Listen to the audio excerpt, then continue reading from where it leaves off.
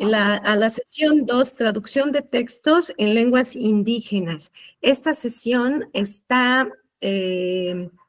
moderada por la doctora Marisol Luna Chávez, quien es miembro del claustro de la maestría en lengua, literatura y traducción, colega, y pues ella va a estar a cargo de presentar a nuestras invitadas en esta sesión y le cedo la palabra sin más preámbulo.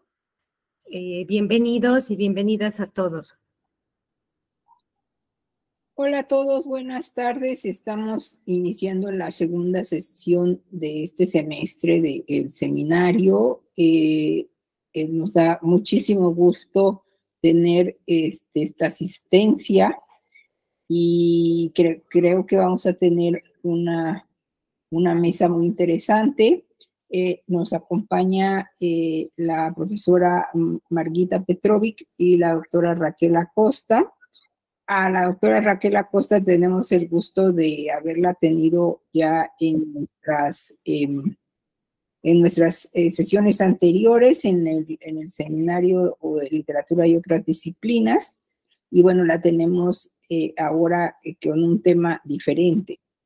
Y tenemos también bueno, gracias a la doctora Raquel, se encuentra con nosotros la profesora Margita Petrovic, de que está desde tierras muy lejanas conectada y para también hablarnos de su tema. Voy a presentar a la profesora Margita Petrovic e inmediatamente después a la doctora Raquel Acosta. Bueno, Margita Petrovic es licenciada en Lingüística y en Lengua y Literatura Hispánicas, ambas por la Universidad de Belgrado. Los estudios de maestría y de doctorado los realizó en estudios mesoamericanos en la UNAM y actualmente cuenta con el grado de candidata a doctora. Su interés académico se centra en el contacto entre el náhuatl y el español, así como la revitalización y la documentación lingüística. Es autora de varias publicaciones en español, inglés y serbio sobre la lengua y cultura náhuatl. Ha impartido cursos de sociolingüística y lingüística antropológica en la UNAM y de náhuatl clásico en la Escuela Nacional de Antropología e Historia en el Departamento de Etnohistoria como profesora adjunta. También como profesora invitada ha impartido clases en la University North Florida, licenciatura en Antropología y en la Universidad de Belgrado. En la licenciatura en Lingüística y licenciatura en Estudios Ibéricos. Bueno, por su parte, la doctora Raquel Acosta, a quien ya hemos tenido en otro seminario, es licenciada en Antropología Social en el 2003 por la Escuela Nacional de Antropología e Historia, es maestra en Lingüística Aplicada en el 2014 y doctora en Lingüística en el 2022 por la Universidad Nacional Autónoma de México. Como antropóloga ha participado en diversos proyectos de investigación centrados en contribuir al entendimiento de las múltiples transformaciones del campo mexicano y sus actores. En la lingüística, su interés se ha enfocado en conocer fenómenos de contacto de lenguas, del inglés con el español y del español con lenguas originarias. La investigación doctoral aborda las relaciones entre el español y la lengua tipey de Baja California, región en donde se ha comprometido a apoyar el mantenimiento de esta lengua nativa. Entonces, bueno, de acuerdo con los usos y costumbres que rigen estos seminarios, me gustaría darle la palabra a la profesora Margita, porque pues, es nuestra invitada especial, aunque las dos son muy especiales porque viene virtualmente desde tierras muy remotas. Bueno, muchísimas gracias por la invitación. Buenas tardes otra vez a todas y todos. Es un enorme placer estar ahora con ustedes, aunque pues a pesar de ser tan tarde para mí. Bueno, déjenme nada más. Ay, a ver.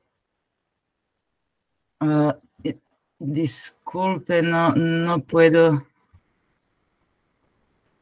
Ok, nada más para compartir la presentación. Ok. Bueno, lo que vamos a ver hoy, bueno, mi presentación es In Xochitl in Cuicatl o Lost in Translation. Lo que vamos a ver hoy son puros problemas, sinceramente. Algunos conceptuales, otros se refieren al corpus, problemas de texto que podemos encontrar, luego qué hacemos con la traducción y, por último, problemas de recepción o problemas de hermetismo de los textos náhuatl. Y bueno, la primera pregunta que surge es si realmente podemos hablar sobre literatura, más bien antigua literatura náhuatl, tomando en cuenta el hecho de que en náhuatl clásico no existe una palabra equivalente a la de literatura.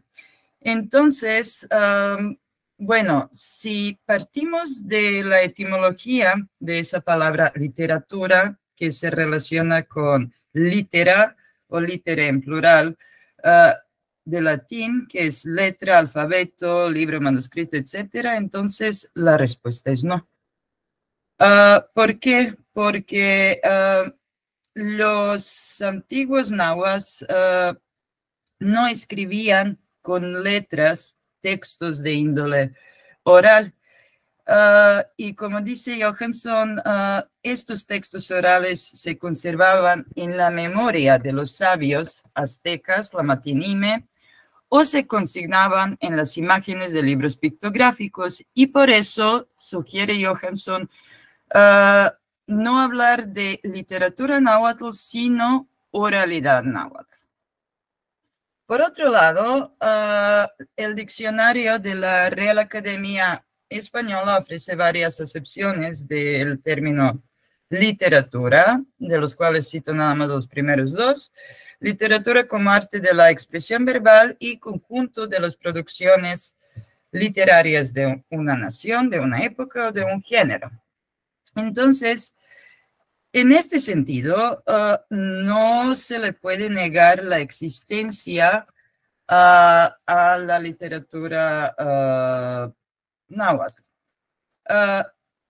Lo que no podemos hacer, más bien lo que no deberíamos hacer, es acercarnos a ella con el bagaje teórico-conceptual occidental y tratando de hacerla encajar en las categorías ya prefabricadas y conocidas para nosotros, ¿no? Porque cada intento de ese tipo va a acabar en un fracaso.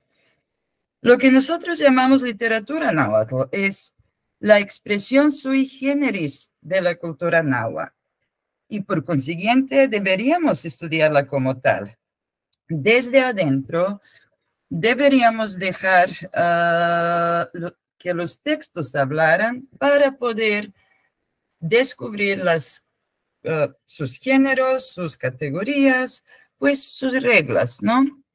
Entonces, ¿qué es lo que nos dicen los textos sobre los géneros literarios? Bueno, principalmente son dos grandes géneros literarios, Tlachtoli, que se traduce como palabra, y Cuicatl, canto o poema. En cuanto a los Tlachtoli, pues ahí tenemos, se trata de narraciones de muy diversa índoles, mitos y leyendas en Teotlachtoli. Luego tenemos textos de tipo histórico, crónicas, discursos de los sabios, Huehuetlactoli, y adivinanzas. Algunos de ellos, de esos manuscritos, están hechos a la antigüita, o sea, como libros de pintura y con escritura jeroglífica, pero desafortunadamente no han llegado hasta nosotros muchos textos de ese tipo. La mayoría llevan glosas en náhuatl, pero en alfabeto latino, obviamente, como mapa de Sigüenza, los códices Azcatitlan, mexicanos, xolotl, etc. Algunos también cuentan con glosas en español, y por otro lado también tenemos documentos totalmente, bueno, manuscritos alfabéticos, como por ejemplo Historia Tolteca Chichimeca o Códice Oban, manuscrito mexicano número 40. Pero lo que a nosotros nos interesa hoy son los Cuicatl. Ok. Bueno, los Cuicatl son, bueno, sería como la poesía, ¿no? Y a partir de las anotaciones de romances de los señores de la Nueva España y cantares mexicanos, así como los testimonios en el Códice Florentino, pudimos identificar diferentes tipos de Cuicatl. Para empezar, tenemos Teocuicatl, que son cantos divinos. Se refiere, en el Códice Florentino se mencionan esos Teocuicatl cuando se habla de las escuelas Calmecac, y donde se dice, cito, los estudiantes aprendían ahí los cantos, los que llamaban Teocuicatl, cantos divinos, siguiendo lo inscrito en sus libros. Y eso aparece en el folio 39 recto. Y bueno, también en el Códice Florentino se encuentra en forma de un apéndice una colección de 20 cantos sagrados divinos que hoy en día se conocen como 20 himnos náhuatl, 20 himnos de los dioses. El segundo luego son cantos de guerra que tienen diferentes nombres. Yaucuicatl, que literalmente es canto de guerra, Cuaucuicatl, cantos de águila, y Ocelocuicatl, de ocelote. Obviamente, como sus nombres sugieren, esos cantos pues hablan sobre las grandes victorias de los mexicas. Y bueno, Xopancuicatl y Xochicuicatl, cantos de primavera, cantos de flores, son creaciones líricas que cantan sobre la belleza del amor, la amistad, pero también pueden adquirir un tono triste. Y esos dos términos, Xopancuicatl y Xochicuicatl, parece que son equivalentes, porque en cantares mexicanos, en dos lugares distintos de ese manuscrito, aparece el mismo canto, precedido una vez de la glosa Xopancuicatl y la otra con la indicación de que se trata de un Xochicuicatl.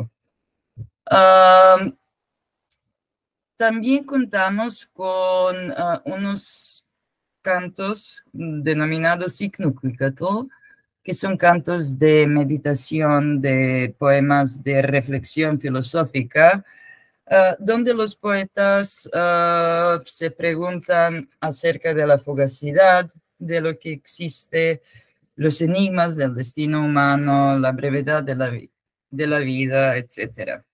Y son cantos cuyos autores, al menos algunos de ellos, conocemos. Normalmente la poesía náhuatl es anónima, no conocemos a sus autores. También es como un resultado de trabajo colectivo, pero en el caso de Icnucuicatl contamos con, no sé, nombres de Nezahualcóyotl, Nezahualpili, Tlaotecatzin de Cuauchinanco, Perdón. Entonces, disculpa. Y por último tenemos unos cantos que son como de cantos de placer, cantos de tórtolas, que reciben diferentes nombres en diferentes fuentes. Por ejemplo, en el Códice Florentino se menciona a Huilhuicatl como canto de placer y Cococuicatl, canto de tórtolas. Mientras que Fray Diego Durán alude a Cuecuechcuicatl como baile cosquilloso y propio de mujeres deshonestas y hombres livianos. Entonces son, bueno, cantos eróticos. Entonces, para nosotros, para el hombre occidental y para un náhuatl del siglo, por ejemplo, XVI, la poesía no era lo mismo, no designaba la misma cosa. ¿Por qué? Los nahuas denominaban la poesía como en Xochitl Incuicatl. Se designaba con esa metáfora y se representaba gráficamente en los códices como con una voluta y de palabra y una flor. Entonces es palabra florida, pero el sustantivo cuicatl es al mismo tiempo y canto y poema. Alude también eso de canto alude a varias cosas. Al canto de aves, que, bueno, la poesía proviene de Tamoanchan, del árbol florido, donde vivían un montón de aves preciosos, y esas aves enseñaron, le dieron, de hecho, a los hombres la poesía, entonces tiene el origen divino. Pero también alude a lo bello que es el canto de las aves. Por otro lado, alude también al hecho de que la poesía náhuatl no se recitaba, sino que fue cantada, fue bailada, acompañada por diferentes instrumentos. Entonces,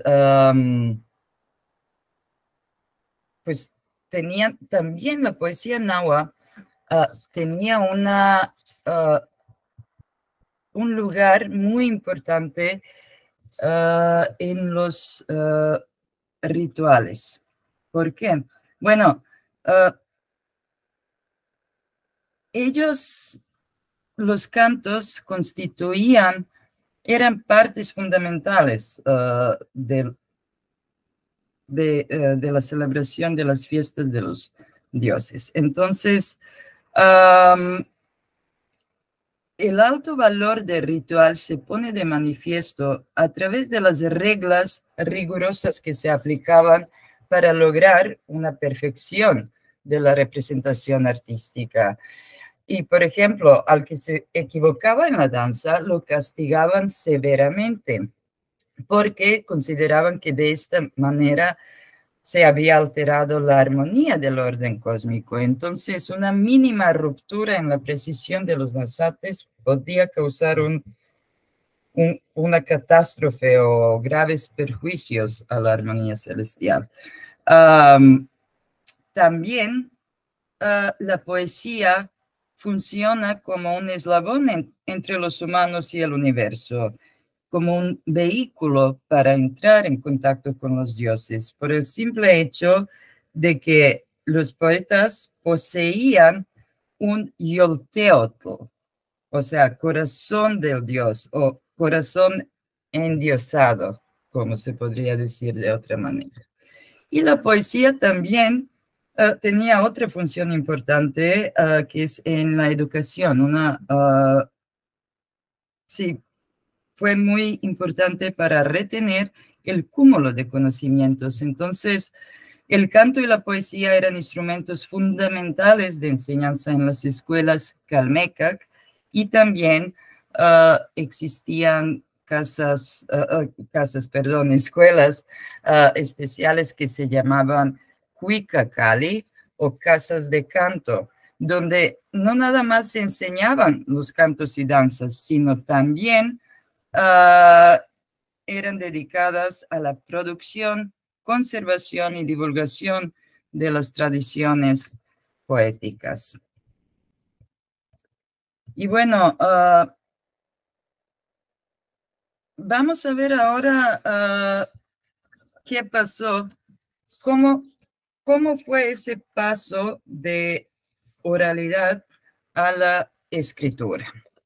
Bueno, la literatura náhuatl era meramente oral y se transmitía de una generación a otra en los Calmecac gracias a los Tlamatinime. Esos Tlamatinime, además de poseer un gran conocimiento, contaban con el apoyo mnemotécnico de los libros de pintura, de los amoshli, los que nosotros hoy en día conocemos como códices.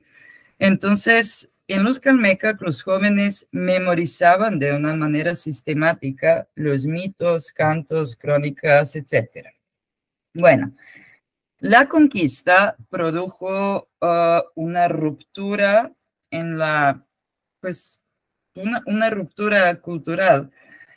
Entonces, por un lado, los españoles, los franciscanos, quemaron la mayoría de los libros antiguos por ser considerados objetos del demonio y los dejaron tan sin luz, como dijo Durán, para entender el espíritu y la cultura indígenas.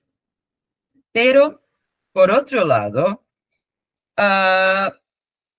fueron los mismos frailes a los que se deben los primeros registros en alfabeto latino de los saberes antiguos. Entonces, a veces los mismos indígenas transcribían en lengua náhuatl, valiéndose del alfabeto latino que les habían enseñado los frailes. En otros casos fue un trabajo colaborativo entre informantes, en el cual participaban informantes nativos y frailes españoles, como es el caso de Olmos y de Sahagún. Pero desafortunadamente las intenciones de los frailes no fueron nada altruistas. Ellos simplemente querían llegar a conocer a los nativos, sus creencias y sus dioses para poderlos evangelizar con mayor facilidad.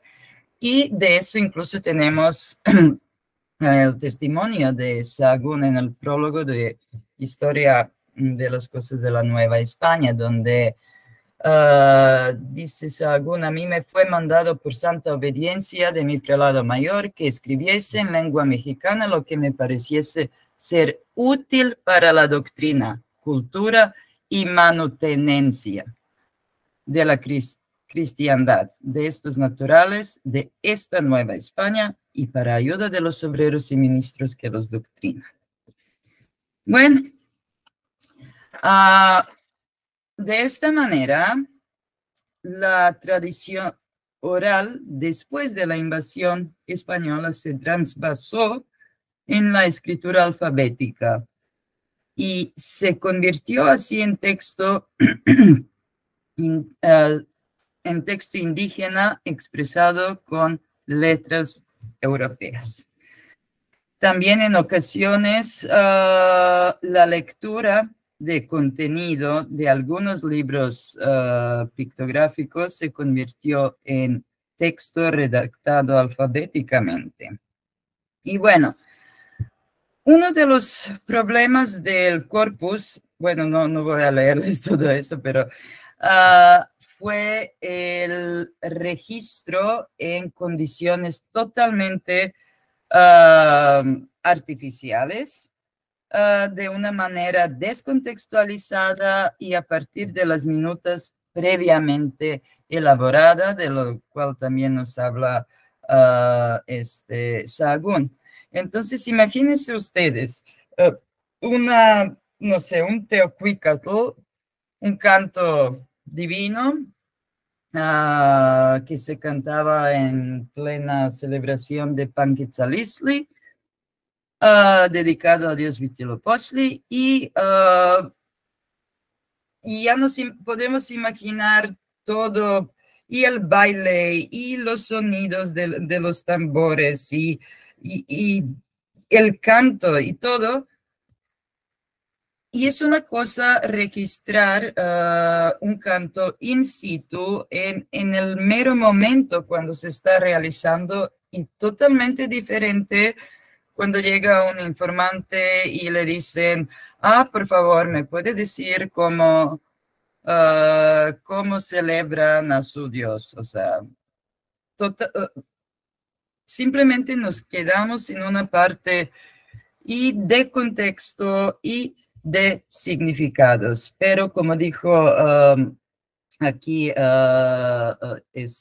Sahagún, él pasó 2 años platicando con informantes adecuados, siguiendo la orden de la minuta que yo tenía hecha, dice Sahagún. Entonces, por otro lado, si él seguía la minuta que tenía hecha, entonces preguntaba nada más lo que a él le importaba y no pudo sacar información que a lo mejor era más importante, pero nunca preguntó, por ejemplo. Entonces es como, no sé, obtener una visión bastante parcial. Y de esta manera obtuvimos bueno, a través de esta conversión del texto oral al texto escrito, pues hubo muchas modificaciones,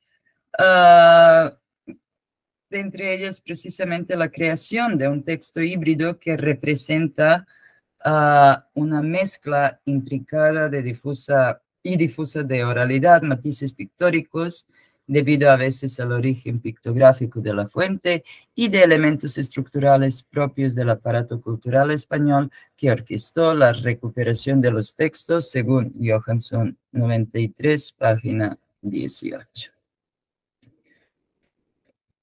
Y bueno, ya cuando tenemos ahí el texto enfrente de nosotros, una de las cosas,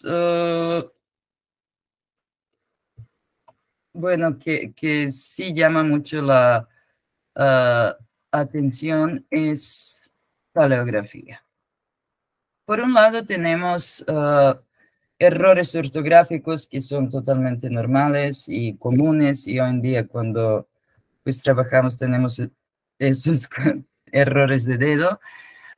Pero en los textos, nada más para mencionar algunos, a veces se confunden las letras E y C y tenemos Y en vez de IC. Se omite la cedilla, así que san y can se leen igual. O precisamente en este canto de Huitzilopochtli tenemos B en vez de X, por ejemplo. Binech, y ese B no significa absolutamente nada. Entonces, esos errores, obviamente, pues hay que detectarlos y corregirlos. Por otro lado, es necesario hacer la normalización de variabilidad. Bueno, ¿qué quiere decir eso? En aquellos tiempos, los escribanos, igualmente como hoy en día, escribían como se les diera la gana. Entonces, a veces, por ejemplo, para escribir la O, la escribían de 3 maneras, como la U, como UH, o la modificaban de alguna otra manera. Entonces, debemos tener mucho cuidado con esas cosas también, y intentar de unificar el texto en cuanto a su grafía antes de sentarnos a traducirlos. El segundo paso importante es identificar elementos no léxicos ¿Qué son esos elementos no léxicos? Bueno, no es otra cosa más que interjecciones, pero Leander los define como pequeñas unidades fonéticas sin significado inteligible para producir el ritmo deseado. Normalmente estos no se traducen. Y de acuerdo con León Portilla, su función puede interpretarse como de índole métrica, pero asimismo en muchos casos como factor o elemento que imprime énfasis a la expresión que antecede. Kartunen y Lockhart, por otro lado, mencionan que algunos elementos no léxicos como WIA pueden funcionar como signo de puntuación entre dos bloques sintácticos, o sea, como coma o como punto. Y bueno, vamos a ver algunos casos de esos elementos no léxicos. Podemos distinguir entre elementos independientes y estos no presentan ningún problema porque aparecen al final de una frase u oración. Se identifican fácilmente y pues no producen problemas para traductores. Pero elementos intrusivos, estos sí son problemáticos. ¿Por qué? Se pueden insertar dentro de la palabra, se pueden pegar al final de la palabra y eso sí produce muchos problemas. En el caso de los verbos, por ejemplo, esa interjección ya puede interpretarse como imperfecto del verbo nikamana. Ok. Entonces, en otros casos, como el dichoso absolutivo en tla, que no existe, por ejemplo, en algunos casos, el absolutivo, que termina normalmente en tl, tli o li, pues cuando se le pega la a, obtenemos tla, y ese tla se puede confundir con abundancial. Entonces, xochitl, que es flor, ya no va a ser flor, sino xochitla, que es como muchas flores. Y aparecen varios casos de este absolutivo en tla en 20 himnos sacros. Aquí puse nada más algunos ejemplos. La I intrusiva, por otro lado, la tenemos también en Tosiquemitl, Telipuchla, Chalima, etc. Entonces, esa I intrusiva normalmente va entre morfemas, ¿ok? Pero no he visto casos que influye mucho en el significado. Perdón. Y nada más, se me olvidó decir algo para este absolutivo en A.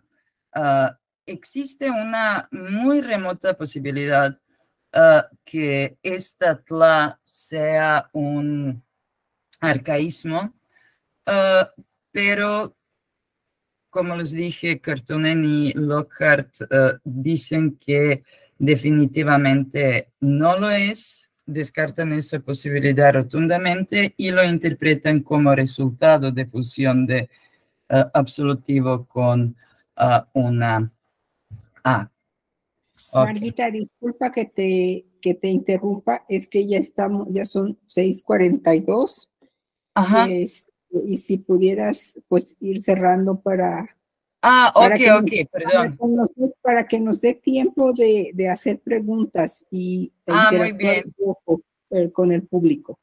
Sí, y también para que Raquel no esté muy apretada en su espacio, por favor. Ok, ahí voy. Entonces, Otro problema también puede presentar la identificación de formas diglósicas, como Tetzahuistli versus Tezahuitl, Itzpapalotli, Itzpapalotl, perdón. Entonces, ahí a veces encontramos una I intrusiva, una I en absolutivo donde no debería estar, y una de las posibilidades de interpretación es decir, ok, es un error del escribano o podría ser una I intrusiva, pero en realidad para mí se trata de unas formas diglósicas de evidencia de diversidad de sociolectos y géneros discursivos. Entonces es una forma elevada de hablar como como sí, un registro elevado, sagrado y poético, controlado desde luego por los Pipiltin. Y eso no debería sorprendernos porque pues se trata de cantos sagrados donde eso aparece y por eso el lenguaje es el más pulido. Y bueno, aquí formas arcaicas, pero me gustaría nada más ver estos casos donde digo hasta que el traductor nos separe.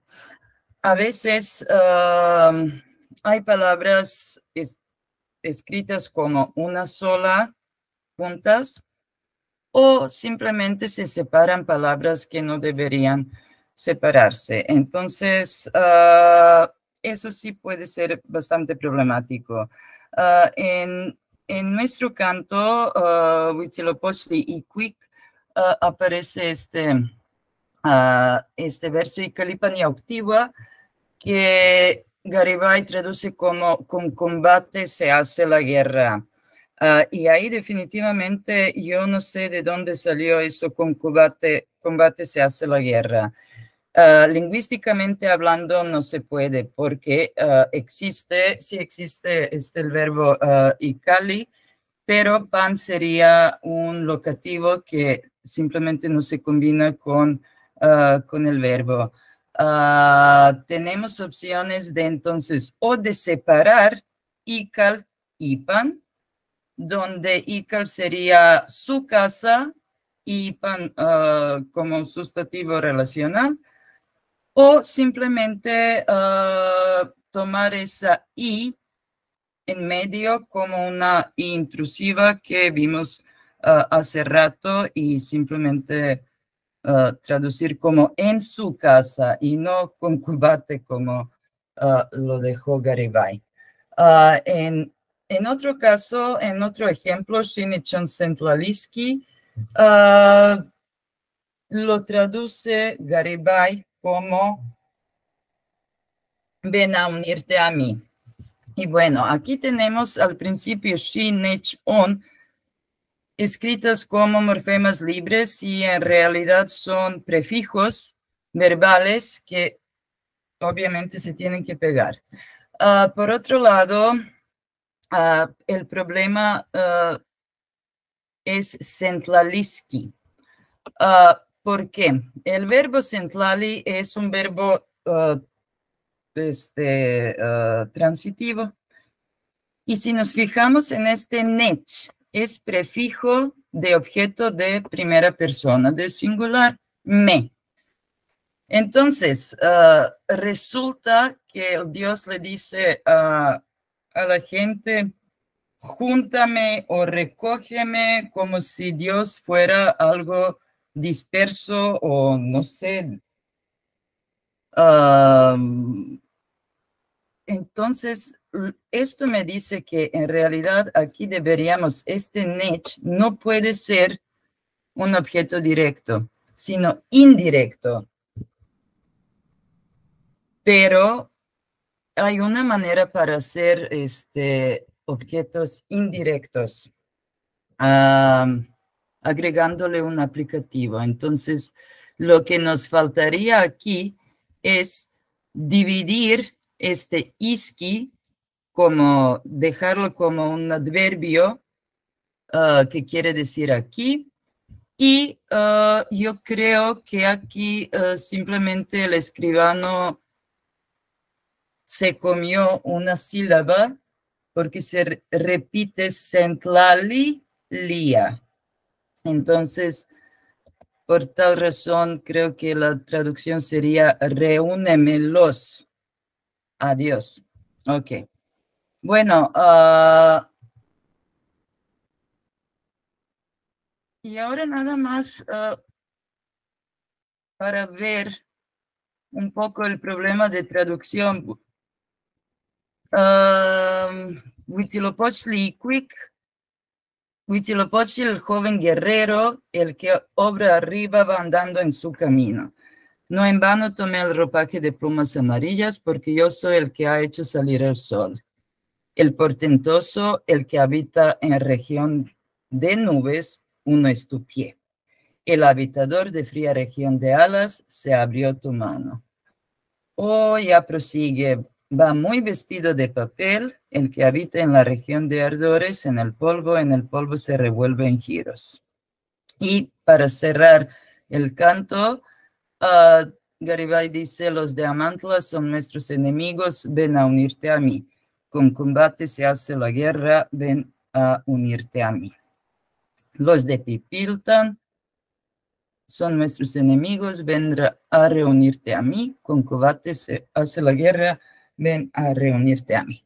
Bueno, uno de los problemas principales para mí a la hora de traducir es realmente sin fijarnos y agarrarnos del original y intentar siendo fieles a la estructura, a la original, o simplemente hacer una traducción más poética. Y bueno, yo como lingüista primero hago un análisis lingüístico, pero y ahí definitivamente, no sé, creo que es muy difícil encontrar la medida entre ser fiel al original y que algo suene de acuerdo con, no sé, que sea como, que suene natural en tu propia lengua.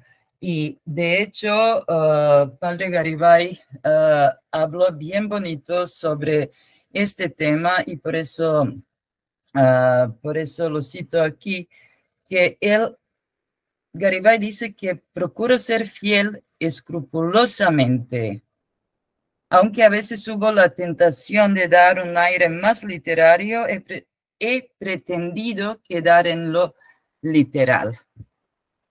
Y bueno, y digo más, una versión que elimina toda oscuridad es sospechosa de falsa. Y también la distancia en el tiempo, la diversidad en las concepciones de la misma calidad de la lengua hacen imposible un traslado integral de texto a versión. Entonces, no sé, ¿qué vamos a sacrificar?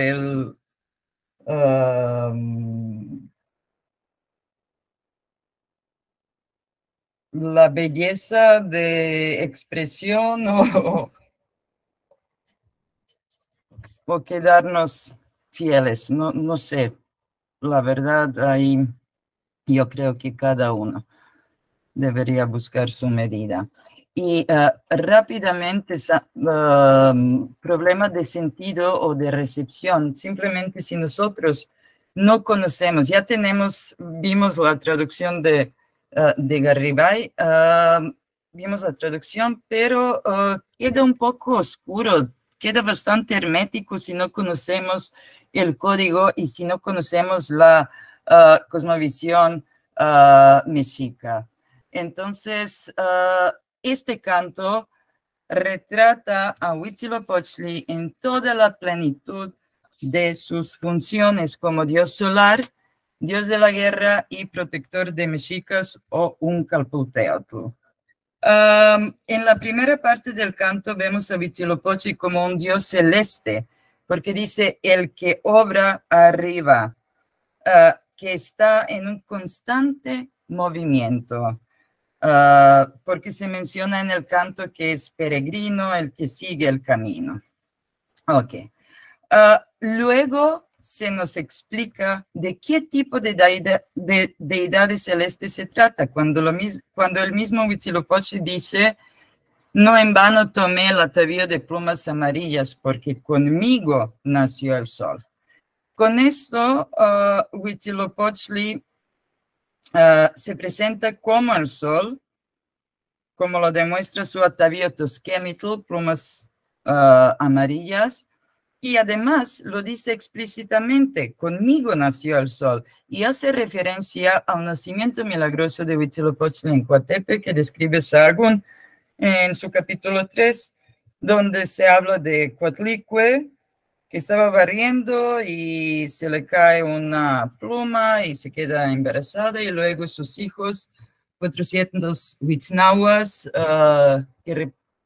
y Coelxauhqui, la quieren matar, pero Huitzilopochtli nace totalmente armado y mata a todos sus hermanos y decapita a Coelxauhqui. Y esta lucha es una lucha entre el sol y sus enemigos eternos y fuerzas nocturnas, la luna representada por Coelxauhqui y las estrellas. Ok. Por otro lado, también... Perdón, Marita, ya casi nos dan las 7 de la noche. Dobro, ok. Bueno, entonces, déjeme nada más ver. Bueno, ahí también tenemos a Huitzilopochtli como un guerrero, muchas referencias a la guerra y al sacrificio. Y la última de referencia a Huitzilopochtli como protector de los mexicas, como Calpulteotl, es en el verso que dice, déjenme buscarlo nada más, mi Dios se llama protector de gente, pero ya se me perdió. Entonces, aquí está, mi Dios se llama defensor o protector de hombres.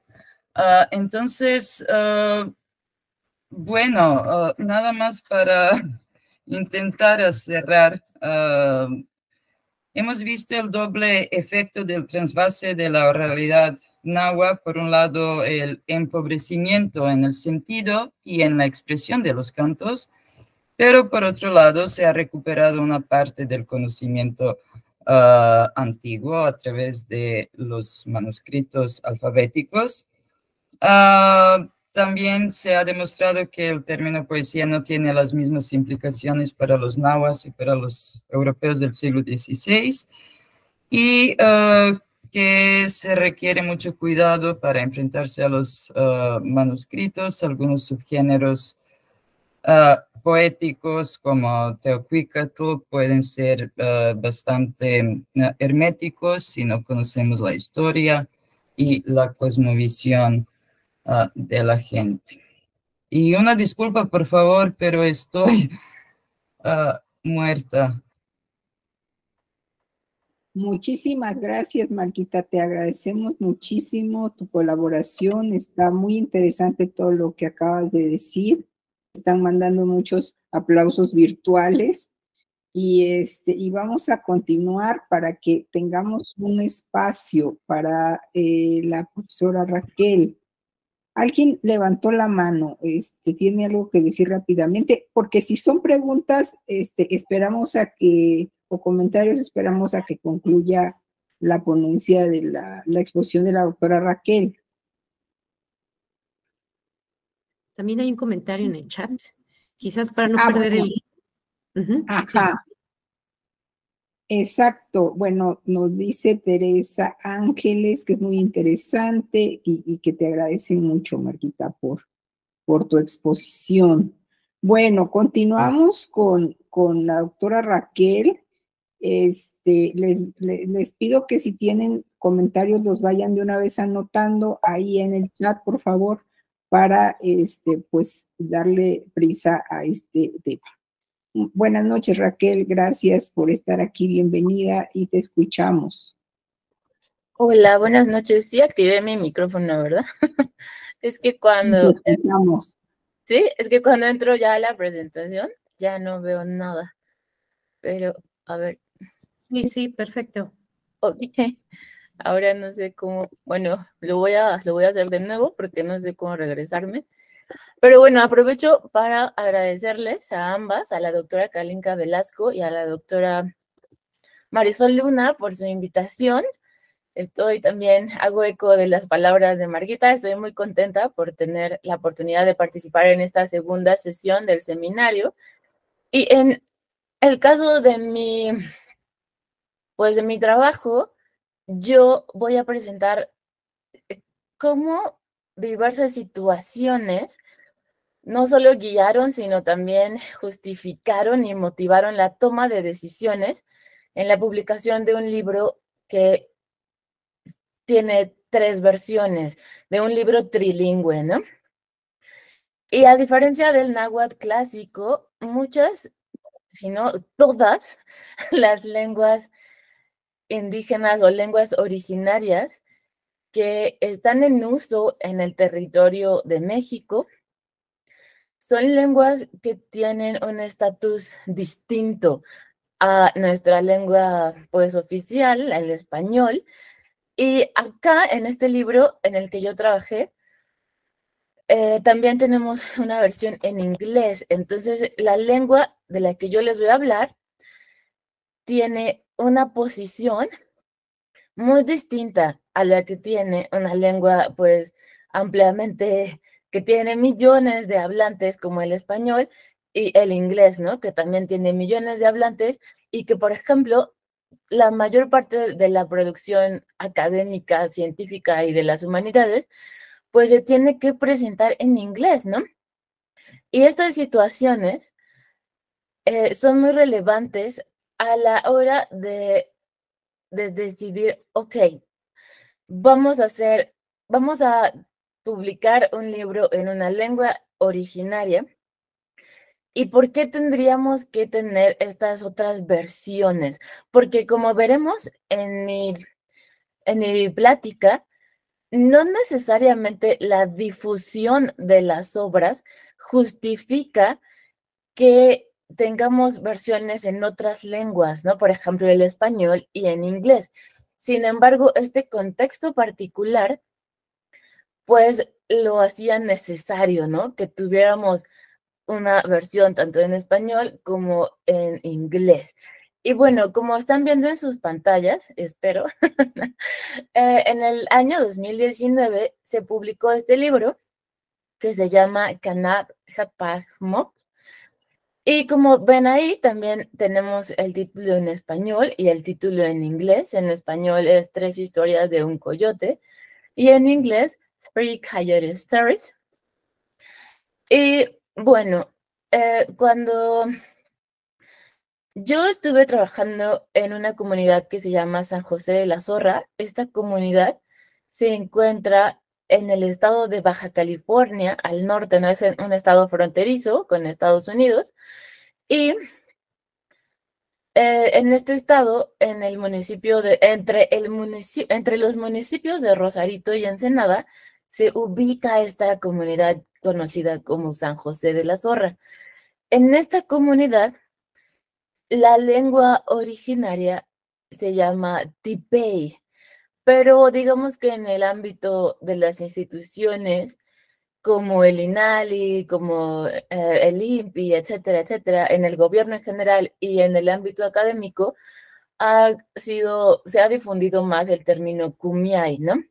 Bueno, esta lengua, kumiai, que localmente se denomina como tipei, es parte de una agrupación lingüística o de una familia lingüística que se llama Yumana, de la familia Yumana, ¿no?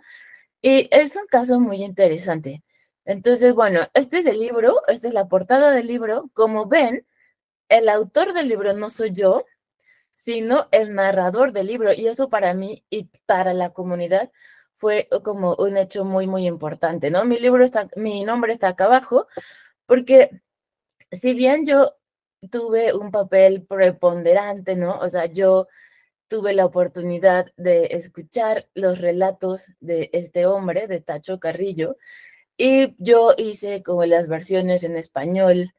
O sea, yo me encargué de acomodar, ¿no? Digamos así, las versiones en español, porque el propio narrador me dio su versión en español y después yo ya hice una versión en inglés. Creo que es muy importante que que como autor del libro apareciera Tacho, apareciera el narrador de San José de la Zorra, ¿no? Y acá vemos algunas escenas en el libro. Pero bueno, lo que les voy a platicar en general va a ser estas situaciones que se deben tomar en cuenta y que representan ciertos problemas para la traducción de lenguas minorizadas.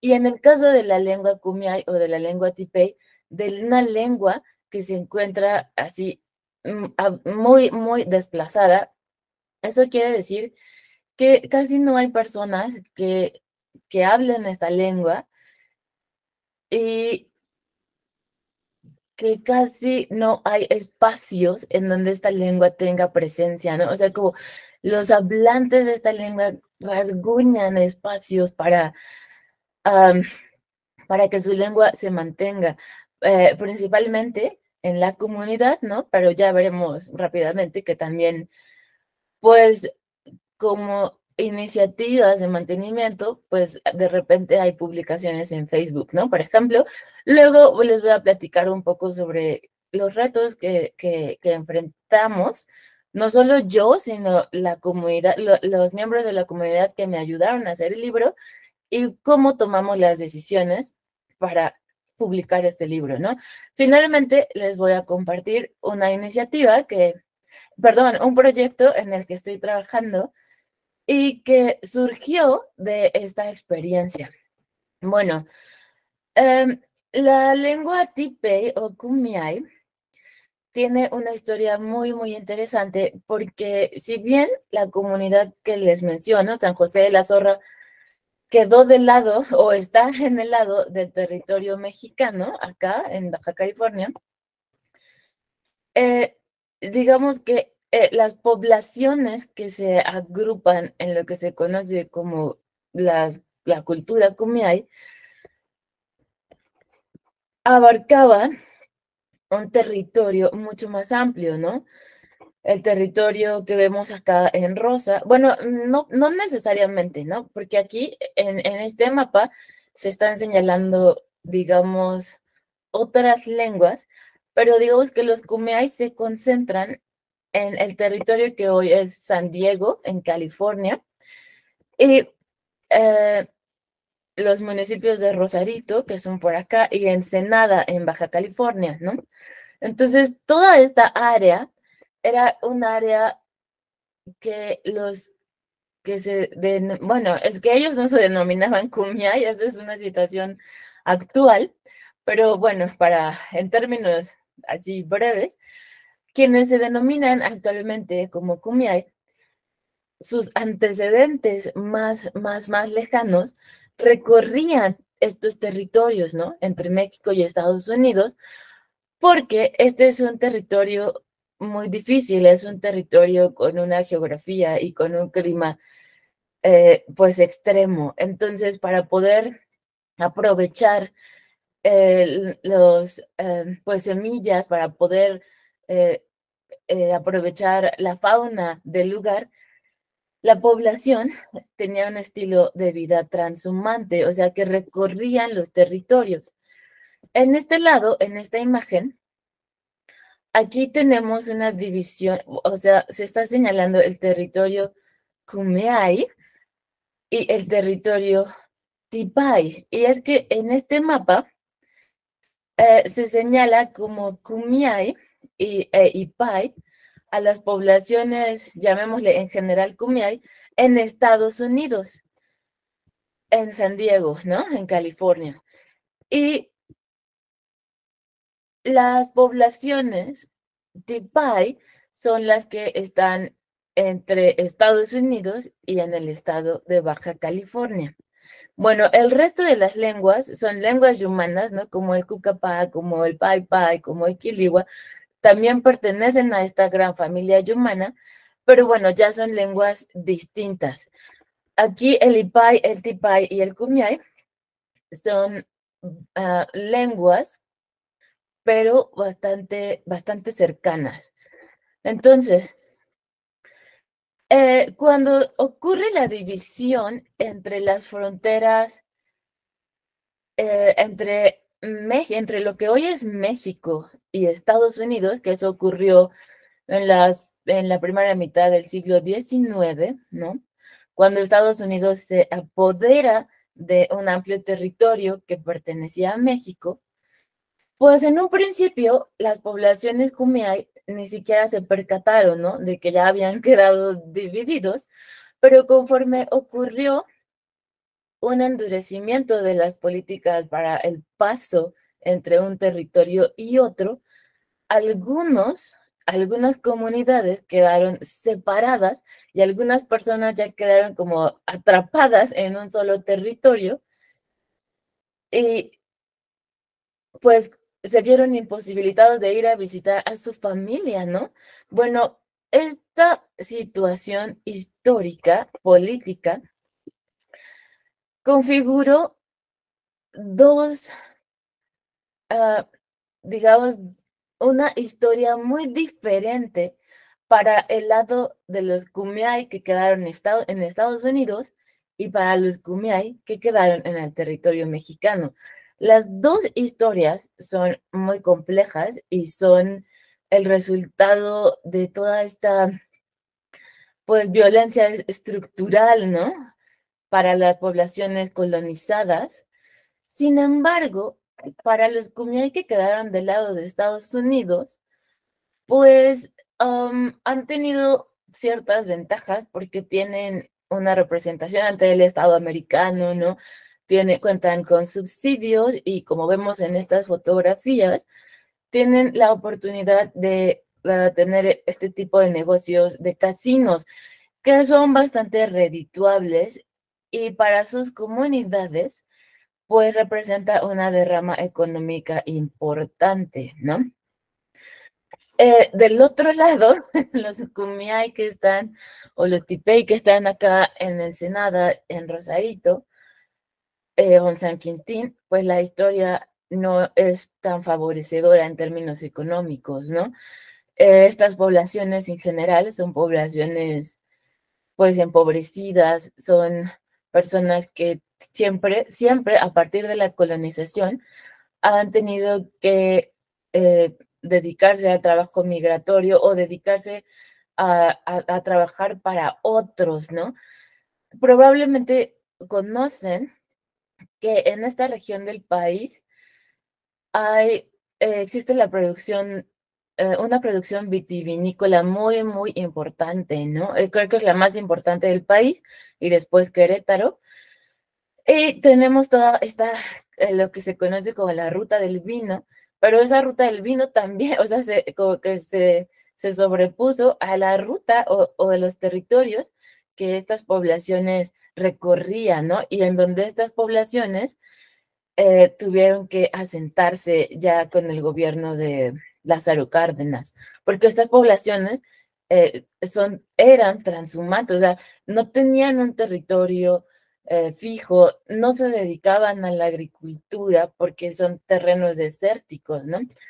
Y bueno, para el destino de los Kumeyaay de México, pues las fuentes de empleo, como he dicho, son del trabajo para otros, sobre todo en la agricultura agroindustrial de la frontera de nuestro país, en la producción de vino y también de forma importante, y esto es relevante para los relatos del libro Tres historias de un coyote, es que desde tiempos así de la colonia, pero aquí es importante tener en cuenta que la colonización en esta región se dio muy, muy tardíamente, hasta 1800, sí, en la segunda mitad del siglo XIX, 1867, ¿no? Entonces, ya íbamos a entrar a esta época independiente, cuando apenas empezaba la colonización acá, ¿no? Entonces, la colonización de esta región es muy distinta. Y desde el inicio, los pobladores originarios, los Kumeyaay, por ejemplo, empezaron a trabajar como, digamos, como vaqueros, cuidadores del ganado, ¿no? Del ejército español y también de los religiosos. Bueno, entonces, lo importante es que para los Kumeyaay de Estados Unidos hay un presente muy diferente, ¿no? Los Kumeyaay de México son, pues, poblaciones pauperizadas y marginadas.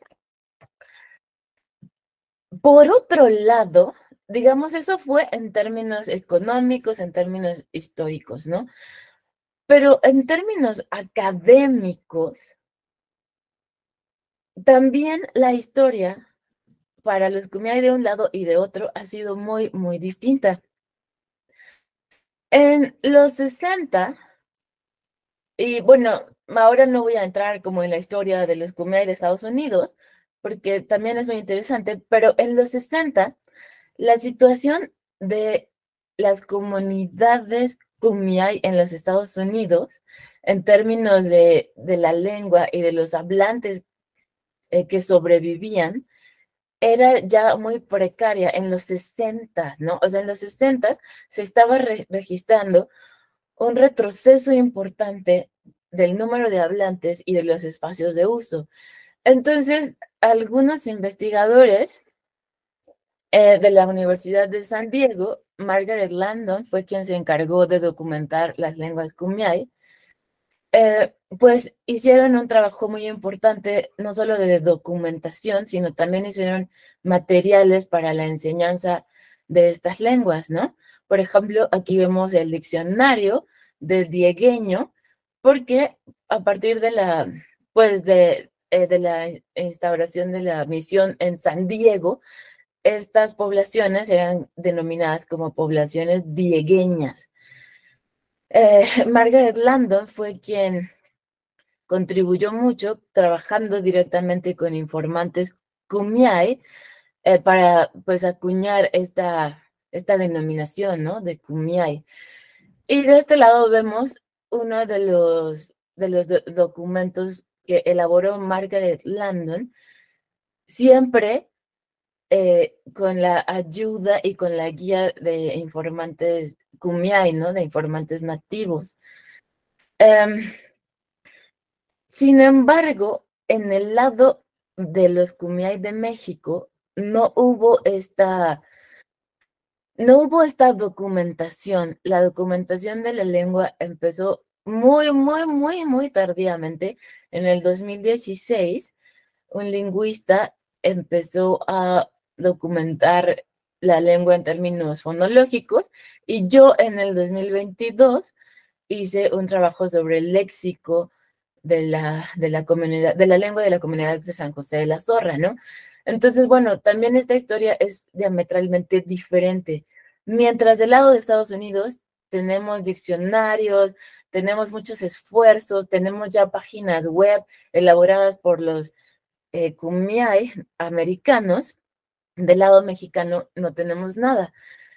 Y esto significó, o ha significado, que las relaciones entre los kumiai de una nación y la otra también se hayan distanciado mucho, ¿no? Aunque hay relaciones de parentesco entre ellos, cuando se trata de la lengua, hay una actitud muy diferente entre los kumiai americanos y los que viven acá en México, ¿no? Porque cuando, o sea, en los 60 ya se estaba verificando este enorme retroceso en las comunidades en Estados Unidos, en las reservaciones, porque se denominan reservaciones. Y actualmente en Estados Unidos, me parece que solamente hay 3 personas que pueden hablar con fluidez esta lengua, ¿no? Entonces, con este escenario, los kumiai en Estados Unidos, que son poderosos económicamente, han tenido ciertas iniciativas o han impulsado ciertas iniciativas para hacer que, digamos, ciertos miembros de las comunidades kumiai en México vayan a apoyar dando cursos de kumiai en los Estados Unidos. Pero ha ocurrido una situación muy negativa, porque cuando los kumiai de México se han presentado allá, ellos no son hablantes de inglés, son hablantes bilingües, pero de kumiai y de español. Entonces, la respuesta de los americanos ha sido como, pues es que no entiendo, eso no es kumiai, eso, o sea, no se le entiende nada, pero más bien lo que no se entiende es que no, es que los kumiai mexicanos no hablan inglés, ¿no? Esa es la parte en la que han tenido muchos problemas. Porque cuando yo empecé a trabajar en el libro que les mostré al inicio, bueno, no en el libro, ¿no? Cuando empecé a realizar mi tesis de investigación sobre el léxico, pues me di cuenta la enorme similitud, ¿no? Pero bueno, los kumiai americanos han tenido esta actitud.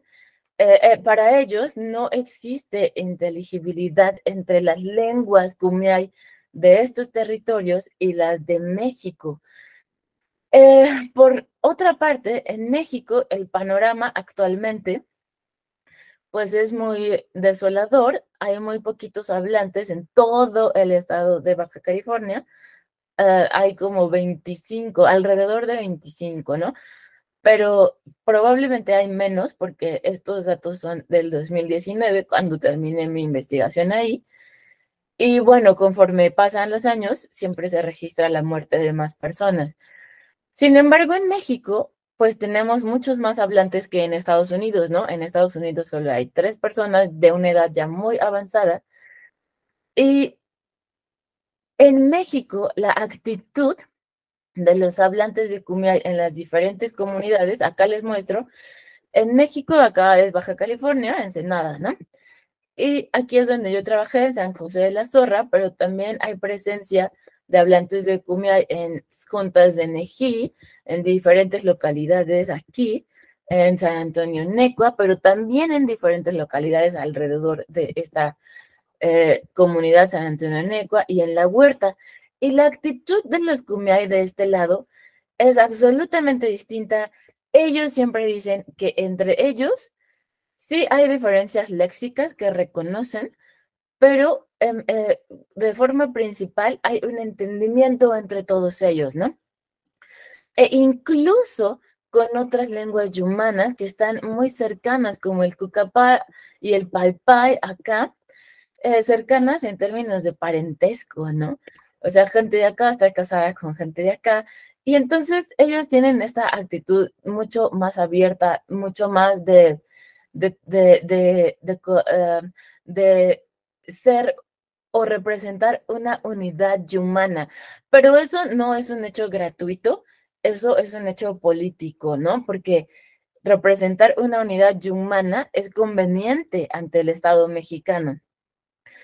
La historia de Estados Unidos es otra y ellos pues tienen esta otra actitud. No, nosotros, cada quien viviendo de su respectivo casino, tiene el poder económico suficiente para producir materiales, ahora mucho en línea, de su propia lengua y considerar a las demás como lenguas ininteligibles, absolutamente distanciadas.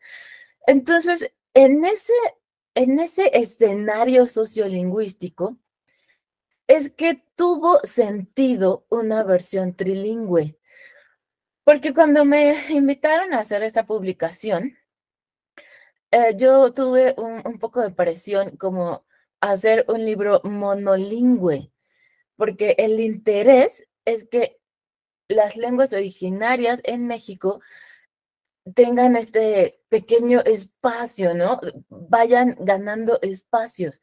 Y por eso tenía sentido hacer un libro monolingüe. Sin embargo, en este contexto, en donde hay todas estas luchas entre las comunidades Kumeyaay, tuvo sentido hacer esta versión en 3 lenguas para que del lado de Estados Unidos, digamos, se apoye el reconocimiento de las lenguas Kumeyaay en México, ¿no? Y no solo el reconocimiento de la lengua, sino de la cultura, porque estos mismos relatos se cuentan allá, ¿no? Bueno, por otro lado, esta es una situación distinta. Lo primero que platiqué tiene que ver con la situación sociolingüística del Kumeyaay en Baja California con respecto al Kumeyaay en Estados Unidos, ¿no? Sin embargo, plantearse la publicación de un libro es absolutamente disruptivo en el contexto de una comunidad, como muchas de las comunidades originarias en México. ¿Por qué? Porque como ya lo veíamos con Marguita, en la presentación de Marguita, los relatos, en mi caso relatos, no tienen, son, digamos, aspectos de la cultura distintos a los relatos a una cultura occidental, ¿no? Entonces, estos relatos tienen una función muy específica dentro de la comunidad. De hecho, son parte de lo sagrado, o sea, cosas que ni siquiera te podrían compartir. Son parte del pensamiento filosófico. Sin embargo, estos relatos del coyote, en particular los que están en el libro que se publicó, son relatos que se transmiten a los más jóvenes, a los niños y los jóvenes, ¿no? O que se compartían con ellos, porque hay otros relatos del coyote que se comparten solamente con los encargados de como de mantener esta eh, religiosidad y filosofía en la comunidad. No me gusta el término comunidad, pero bueno, en la comunidad, ¿no? O para la población Kumeyaay. Entonces, bueno, los relatos del coyote de este libro sí son relatos que se compartían con los niños, porque se usan o sea, su función es transmitir valores relevantes para la lógica de vida acá para estas poblaciones, ¿no? Cuando el narrador de estos cuentos me compartió los cuentos, él me explicó cómo los escuchó, ¿no? Los escuchó cuando era niño y sus familiares trabajaban llevando así en travesías que duraban muchísimos días, que duraban meses incluso, por el territorio de Baja California, conduciendo el ganado que no era de ellos, ¿no? Ellos trabajaban para los propietarios del ganado, pero bueno, ellos pues hacían todas estas excursiones, travesías, y en las noches, ya muy cansados, se reunían a tomar café. Y también los niños trabajaban como ganaderos, ¿no? Y alrededor de las fogatas, bueno, aquí la foto no es de ellos, ¿no? Pero alrededor de las fogatas, los mayores empezaban a contar los cuentos, por ejemplo, los cuentos del coyote, ¿no?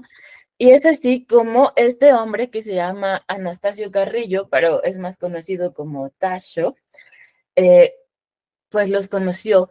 Y ahora él los cuenta a sus nietos. O sea, el hecho de que él se acerque con sus nietos y les cuente esas historias y transmita los valores de la cultura kumiai y aproveche este espacio para enseñarle a sus nietos algunas palabras en kumiai, es una función que tampoco tiene nada que ver con un libro. O sea, un libro no puede suplantar estas funciones que hemos visto, ¿no?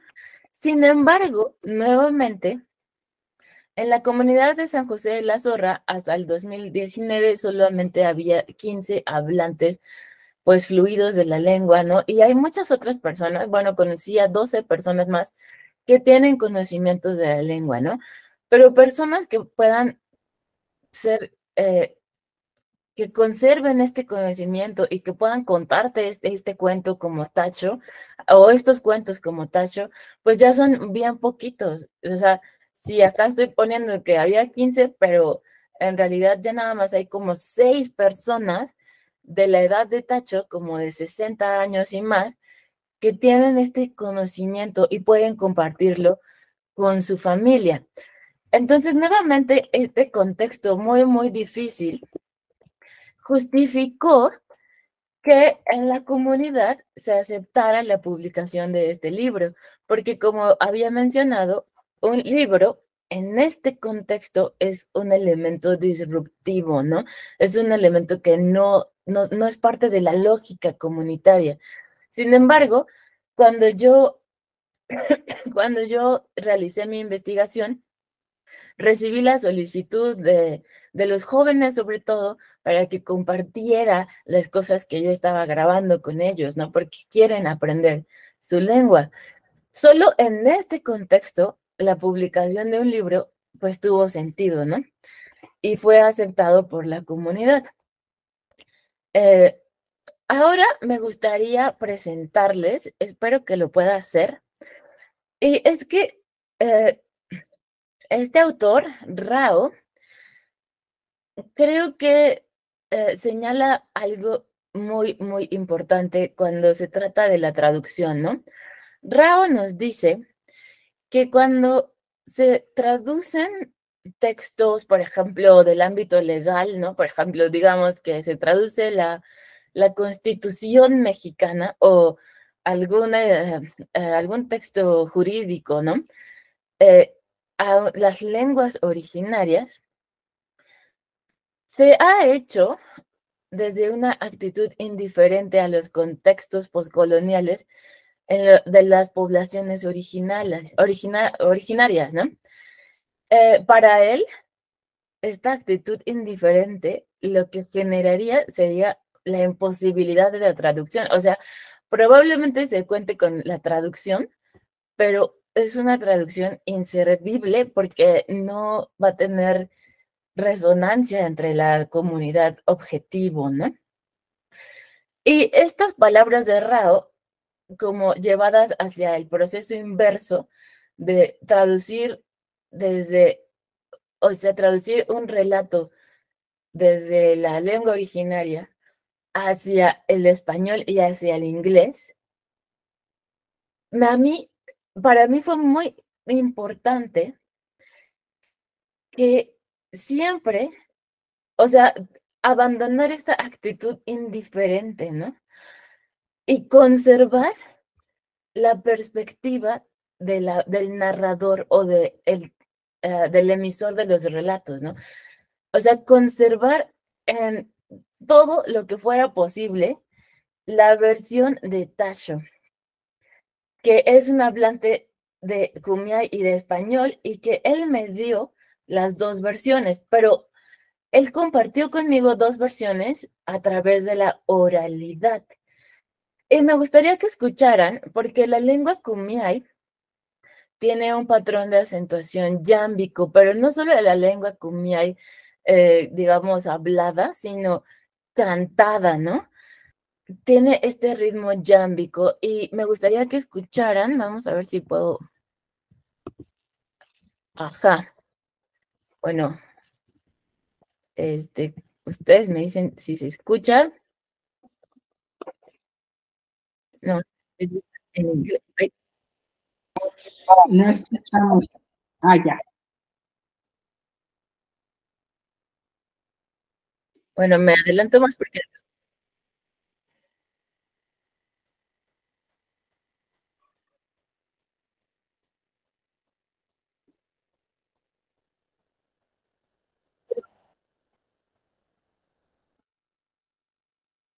este es un canto que se llama El sapo está enamorado o Frogs in Love, ¿no? Y ahora me gustaría que escucharan muy rápidamente ay, me voy a salir porque ya no sé qué hice, un relato en Kumiai, para que puedan tener esta idea de este patrón de acentuación yámbico, ¿no? Y este está acá. Ah, acá.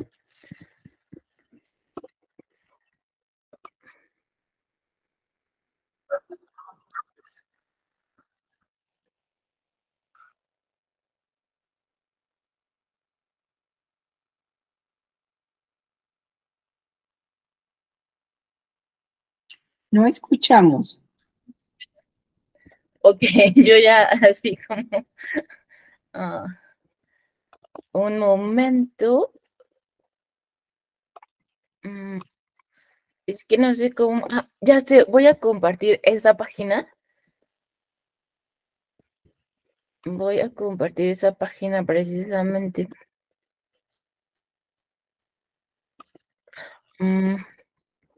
Ya vi cómo, ya vi cómo. Solo un momento, acá está. Y pongo share audio. Creo que ya. ¿Me podrían decir si los...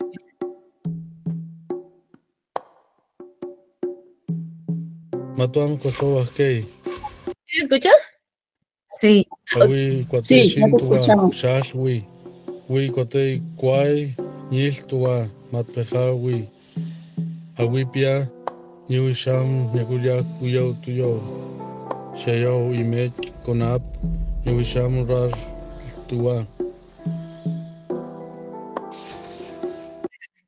Creo que ya pudieron tener alguna idea.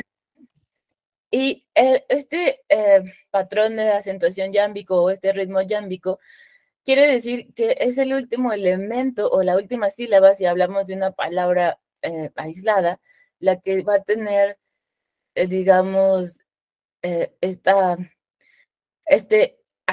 acento, ¿no? De la que va a tener como la pronunciación más fuerte, la sílaba final. Y me voy a regresar a mi presentación. Perdón, Marguita tiene una intervención, si le permitimos rápidamente. Claro, claro, sí. Marguita. Marguita, ¿estás ahí? Todo bien, disculpe, no me había dado cuenta. Ok. Ok, bueno, entonces hablaba de este ritmo yámbico, ¿no? Bueno, perdón, aprovecho para decirte que ya estamos en las 9:35. Ok, sí, Y me si acabo pudieras ir cerrando, Sí. para que nos dé tiempo de hacer preguntas, por favor. Claro, claro.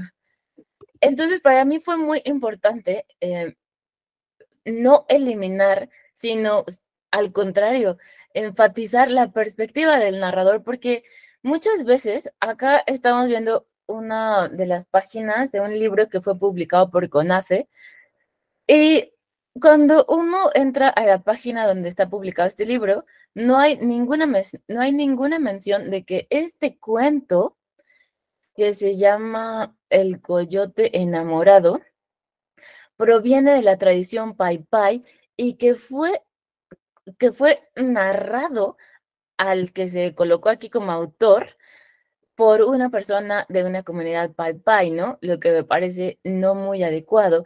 Además de que ya el autor de este libro decidió hacer su versión en los términos, pues como del relato en español, ¿no? utilizando los recursos del español y dejando absolutamente erradicado la perspectiva del narrador o las estrategias del narrador, ¿no? Bueno, me gustaría que escucharan a Tacho cómo me contó estos cuentos en español. Yo le cuento mucho a mi nieta. Tata, yo quiero el pinacate, el coyote. Tata, yo quiero el conejo. Yo también quiero el pinacate. Ah. Yo también quiero el del pinacate. También sale con un bonito negrito. Que cualquier lo más así, lo más poquito y enquecha en el suelo. Y entonces el pinacate, por ahí viene un coyote por una vereda y como el coyote se come el pinacate. Entonces el pinacate huyó que venía el coyote y se enquechó. Amigo pinacate, nada se va. Nada, ¿qué estás haciendo? Nada de ahí. Y ya le dijo el pinacate, no, cálmate, le dijo, estoy viendo, me están diciendo de la tierra, que todo lo que se andan cagando los caminos, bueno, los van a agarrar, los van a matar, los van a colgar. Hijo, le dijo, pues se arrancó el lugar, y se acabó de cagar en la vereda, y arrancó para ir a quitar la caca y no, y regresó el pinacate y había escondido. Y así se salvó porque no, ya no encontró por el pinacate. Bueno, esa fue la versión de Tacho, Yo le cuento una mucho a mi versión nieta, oral. Y para mí fue muy importante conservarla, ¿no? Desafortunadamente la oralidad tiene muchísimos recursos que trascienden, ¿no? Lo oral, o sea, toda la gestualidad, digamos, estos cambios de tono, etcétera. Y aquí les muestro rápidamente la versión en Kumiai, que tuvo como una tipografía con un tamaño mucho más alto, mucho más grande, fue ilustrado para que llamara muchísimo la atención. O sea, nos centramos, o sea, digamos, el papel central fue para lengua Kumiai. Y acá están, en la segunda mitad del libro, están las versiones en español, en donde lo que yo me di a la tarea como de agregar pues estos cambios de turno en donde ya habla el coyote, ¿no? Por ejemplo, aquí, hey, amigo Scanan, exactamente lo que dice Tacho. Y yo, bueno, como este es un texto escrito, se hace necesario utilizar este tipo de estrategias, ¿no? Exclamó el coyote. Y acá está la versión en inglés. Y lo que hice, pues, fue lo mismo, respetar la versión del narrador y llevarla como a la forma escrita, pero apegándome a lo que a la perspectiva y a la forma de narrar de Tacho, que además era muy, muy, muy divertida, ¿no? Finalmente, yo les hablaba que ahora estoy desarrollando algunos otros proyectos y lo que estoy haciendo tiene que ver también con la traducción, porque cuando uno empieza pues a involucrarse, ¿no? Con las lenguas originarias, por ejemplo, encuentras que no solo los documentos son escasos, o sea, son esfuerzos muy importantes, pero a veces los documentos también, por ejemplo, los diccionarios que se producen, que son muy necesarios para los traductores, por ejemplo, pues son demasiado, contienen información muy limitada, ¿no? Como vemos, pues nos da la entrada en español y pues la entrada en la lengua, este es el quiligua, y algún ejemplo de uso, pero nada más. Y cuando empiezas a conocer, porque yo no soy hablante de Kumiai, pero cuando empiezas a conocer la lengua en uso sobre todo, ¿no? Empiezas a ver cómo la lengua es absolutamente rica y las palabras, incluso en el nivel de la palabra, tenemos una riqueza enorme. Tenemos que las palabras son polisémicas, las palabras cuentan con muchas acepciones. Encontramos que las palabras tienen diversas, en el caso de esta lengua, por su historia, hay diversas variedades de las palabras en uso. Y esto fue muy padre descubrirlo trabajando en este libro, porque, por ejemplo, los niños me decían, bueno, mi abuelita dice pa, y mi abuelo, que era Tasho, dice jatpa. Las dos son variedades totalmente aceptables, y es ahí que surgió la idea de crear una aplicación de diccionario que fuera utilizable en cualquier celular. Y eso es lo que estoy haciendo ahora, en el que se pueda visualizar pues, las palabras, significados, su red léxica, las variedades en uso, algunas notas históricas y por supuesto, los audios de los hablantes, que desafortunadamente algunos ya no están con vida, ¿no? Pero yo tengo todo ese registro y me parece fundamental compartirlo a través de un medio que es de muy fácil uso, incluso para la gente mayor, ¿no?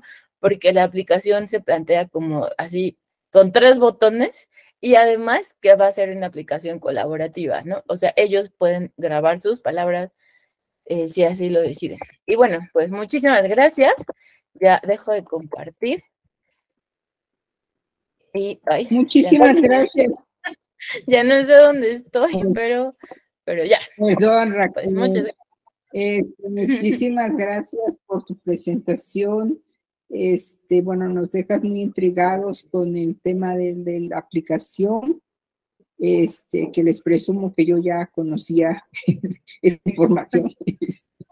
Y pues muchas gracias, te están mandando, pues ya sabes, ¿no? Muchas felicitaciones por aquí, en pantalla. Bueno, voy a empezar a leer los comentarios.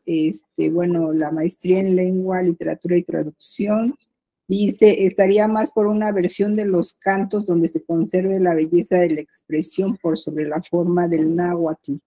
Una traducción muy de la letra dada la distancia temporal del uso de los cantos y quizás para ayudar más a la memorización si se llegaran a cantar. Bueno, yo estoy de acuerdo con el comentario. Yo creo que la fidelidad está sobrevaluada. Y apostaría por la belleza antes que por la fidelidad, ¿no? En fin, esa es mi opinión. Bueno, la maestra Marla Pérez dice que excelente trabajo. Teresa Ángeles comenta felicidades por el trabajo, hacer audios, registrar lenguas, usar la tecnología para tener recurso para aprender. Una excelente labor de Raquel. Hugo Vargas dice que muchas gracias, excelente información. Adriana dice que felicitaciones por toda la pasión en tu investigación. Dayana dice, excelente, mucho amor por las lenguas, se ve reflejado, es increíble. Y Alejandro dice, genial todo ese trabajo, Raquel. Felicidades y que dónde podemos conseguir el libro. Bueno, por ahí había alguna manita levantada de alguien que quería hacer algún comentario. Entonces, pues, es el momento.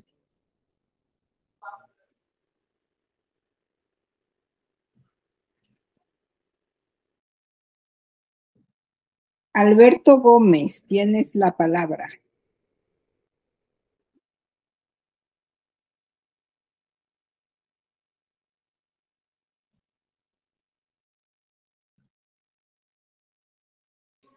Alberto, adelante.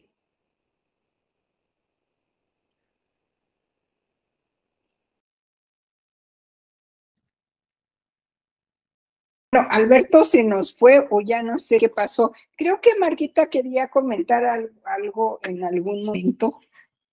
No sé si podemos recuperar el comentario. Bueno, Raquel, muchísimas felicidades y me alegra mucho ver que tu proyecto esté creciendo y la verdad, bueno, tuve ese placer de ver tu libro antes que tú. Pero y te felicito muchísimo y ya quiero ver la aplicación. ¿Y para cuándo? Bueno, eso va lento porque no tengo financiamiento ahora, pero ya se está haciendo. Por ejemplo, lo que ya se puede hacer es como, pues ya tenemos la página de inicio, ya tenemos el logotipo, ya podemos darle ahí como, buscar, ¿no? Ahí vamos, pero también ya tengo toda la base de datos se generó en mi investigación doctoral, pero, o sea, va un poco lento, pero ahí va, ¿no? Muchas Oye, y nada más, y yo si me permiten una cosa, Ajá. tú mencionabas algo sobre esa duda si publicar un libro trilingüe o no, y es un proyecto de revitalización, pero sinceramente yo apoyo tu postura y lo que al final de cuentas decidiste, porque no tiene caso publicar un libro monolingüe en una lengua moribunda a la cual ya nadie puede leer más que 2 personas adultas. Entonces es como para, no sé, atraer a los niños, atraer a, no sé. Sí, definitivamente. Y en ese contexto tiene sentido, ¿no? Quizá hay otros contextos, Sí. no sé, por ejemplo, de la situación de las lenguas en Oaxaca, ¿no? Que tengan un mayor número de hablantes. En ese mismo proyecto me pareció muy interesante compartir con autores de otros proyectos, por ejemplo, de Oaxaca, en donde para ellos sí tiene sentido porque aún tienen un contexto de uso, ¿no? Quizá reducido, pero sí tienen muchos más hablantes y los libros monolingües tienen más sentido ahí, ¿no?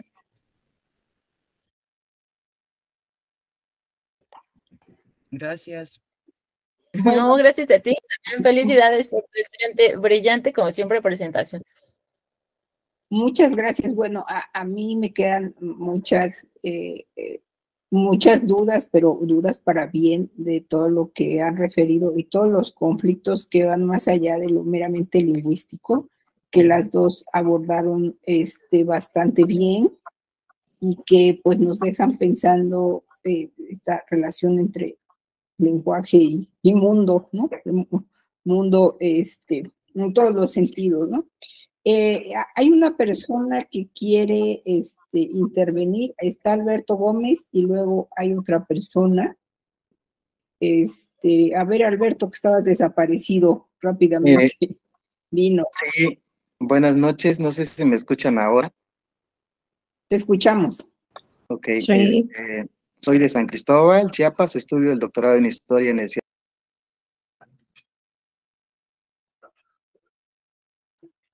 Ay, ahora ya se nos desapareció. Pero está Lan con la mano levantada. Adelante, Lan. Por favor, el que sigue.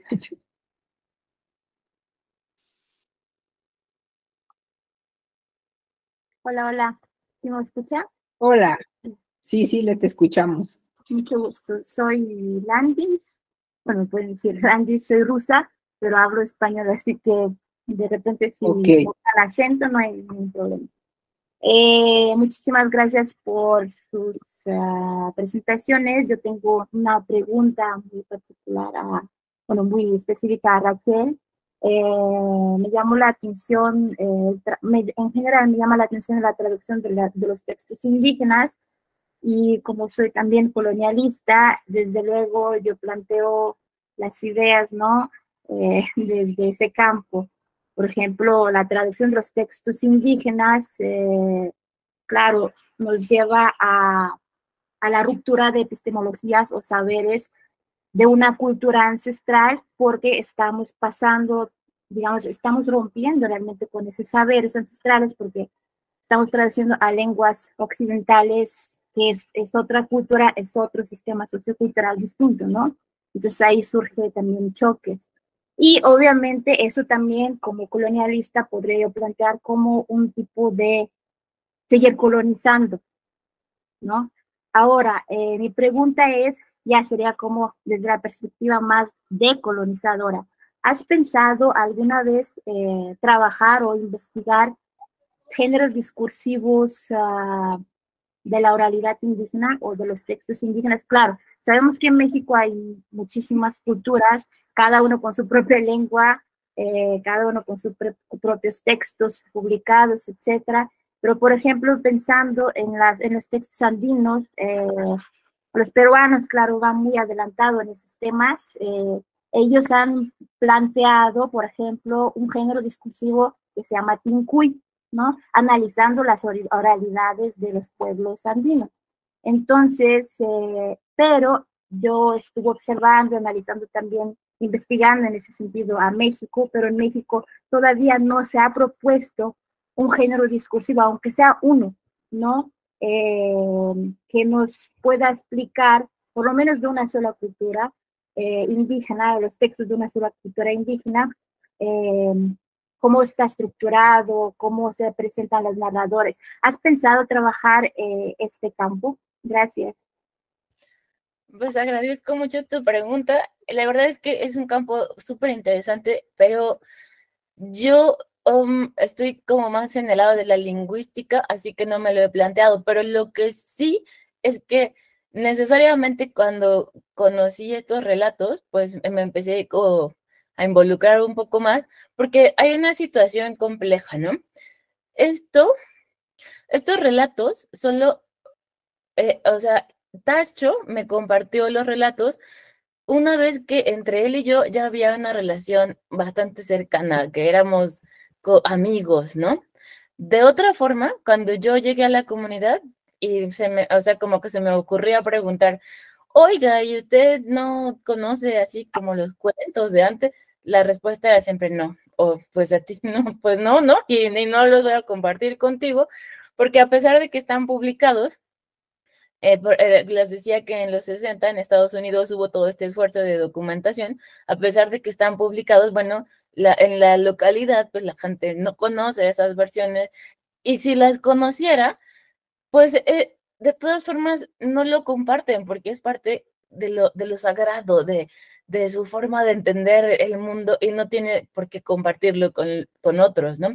Entonces, eso por un lado, y por otro, bueno, ya cuando establecí esta relación más de confianza, pues me explicaron, ¿no? Como decía Marguita, toda esta, digamos, que es una estructura así compleja, porque los relatos, pues se cantaban, ¿no? O se cantan todavía, pero en estas comunidades en particular, se organizan fiestas que duran varios días, y durante esos días y durante el paso de la noche al día, o sea, tiene que ver como con la posición del sol y la luz del sol sobre la tierra, entonces se van cantando diferentes cantos, ¿no? Hay cantos que se conocen como cantos de pájaros, cantos, ahora no recuerdo todas las denominaciones, pero esa parte es muy, muy interesante y sería pues muy bueno que, no sé si yo, porque yo estoy con el léxico, pero que como mencionas, que se abordara más profundamente, aunque es difícil, porque a veces las comunidades o los pobladores no tienen la apertura, ¿no? Para compartirlo.